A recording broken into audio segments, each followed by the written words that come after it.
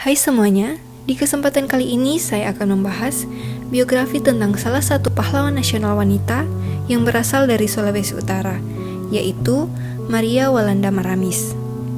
Maria Walanda Maramis merupakan tokoh pergerakan nasional yang bergerak di bidang pengembangan wanita pada awal abad 20. Maria bisa disebut sebagai Era Kartini dari Minahasa.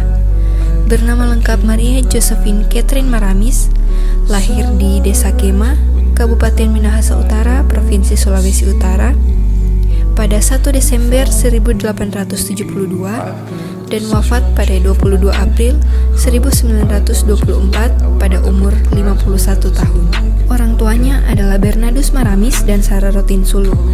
Dia adalah anak bungsu dari 3 bersaudara, di mana kakak perempuannya bernama Ance dan kakak laki-lakinya bernama Andris. Andris adalah ayah dari Alexander Andris Maramis yang terlibat dalam pergerakan kemerdekaan Indonesia dan menjadi menteri dan duta besar dalam pemerintahan Indonesia pada mulanya. Maria menjadi yatim piatu pada saat ia berumur 6 tahun karena kedua orang tuanya jatuh sakit dan meninggal dalam waktu yang singkat. Paman Maria yaitu Mayor Ezau Rotin Sulu yang waktu itu adalah kepala distrik di Maumbi membawa Maramis dan saudara-saudaranya ke Maumbi dan mengasuh dan membesarkan mereka di sana. Dari kepindahan itu, ia juga berteman dengan kaum terpelajar, misalnya seorang pendeta bernama Jan ten Hove. Maria beserta kakak perempuannya dimasukkan ke sekolah Melayu di Maumbi. Sekolah itu mengajar ilmu dasar seperti membaca dan menulis, serta sedikit ilmu pengetahuan dan sejarah. Ini adalah satu-satunya pendidikan resmi yang diterima oleh Maramis dan kakak perempuannya karena perempuan pada saat itu diharapkan untuk menikah dan mengasuh keluarga. Maramis menikah dengan Joseph Frederika Lusung Walanda yang merupakan seorang guru bahasa pada tahun 1890. Setelah pernikahannya dengan Walanda, ia lebih dikenal sebagai Maria Walanda Maramis. Mereka mempunyai 3 anak perempuan. 2 di antaranya mereka dikirim ke sekolah guru di Betawi atau Jakarta, dan salah satu anak mereka yaitu Ana Matuli Walanda kemudian menjadi guru dan ikut aktif dalam piket bersama ibunya. Setelah pindah ke Manado, Maramis mulai menulis opini di surat kabar setempat yang bernama Cahaya Siang. Dalam artikel-artikelnya, ia menunjukkan pentingnya peranan ibu dalam keluarga, di mana kewajiban ibu untuk mengasuh dan menjaga kesehatan anggota-anggota keluarganya. Ibu juga yang memberi pendidikan awal kepada anak-anaknya. Menyadari wanita-wanita muda saat itu perlu dilengkapi dengan bekal untuk menjalani peranan mereka sebagai pengasuh keluarga, Maramis beserta beberapa orang lain mendirikan Percintaan Ibu kepada Anak Temurunannya atau PIKAT pada tanggal 8 Juli 2017. Tujuan organisasi ini adalah untuk mendidik kaum wanita yang tamat sekolah dasar. Lebih spesifik, tujuan dari organisasi ini adalah yang pertama, menyediakan suatu waktu bagi kaum perempuan Minahasa agar mereka dapat saling bergaul dan mengenal.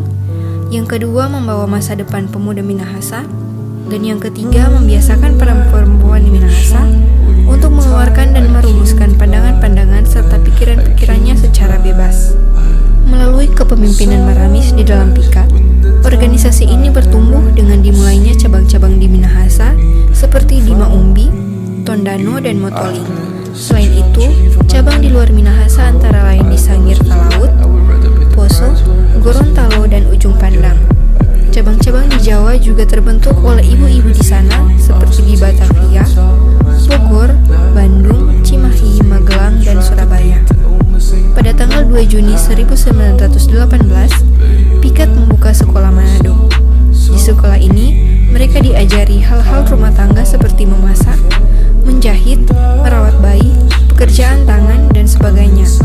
Maramis terus aktif dalam PIKAT sampai pada kematiannya pada tanggal 22 April 1924 di sekolah ini. Pada tahun 1919, sebuah badan perwakilan dibentuk di Minahasa dengan nama Minahasa Raat. Mulainya anggota-anggotanya ditentukan, tetapi pemilihan oleh rakyat direncanakan untuk memilih wakil-wakil rakyat selanjutnya. Hanya laki-laki yang bisa menjadi anggota pada waktu itu. Tetapi Maramis berusaha supaya wanita juga memilih wakil-wakil yang akan duduk di dalam badan perwakilan tersebut. Usahanya berhasil, sehingga pada tahun 1921, di mana keputusan datang dari Batavia yang memperbolehkan wanita untuk memberi suara dalam pemilihan anggota-anggota Minahasa Rat. Untuk menghargai peranannya dalam pengembangan keadaan wanita di Indonesia, Maria Walanda Maramis mendapat gelar Pahlawan Pergerakan Nasional pada pemerintahan Indonesia pada tanggal 20 Mei 1969. Setiap tanggal 1 Desember, masyarakat Minahasa memperingati Hari Ibu Maria Walanda Maramis, sosok yang dianggap sebagai pendobrak adat, pejuang kemajuan dan emansipasi perempuan di dunia politik dan pendidikan.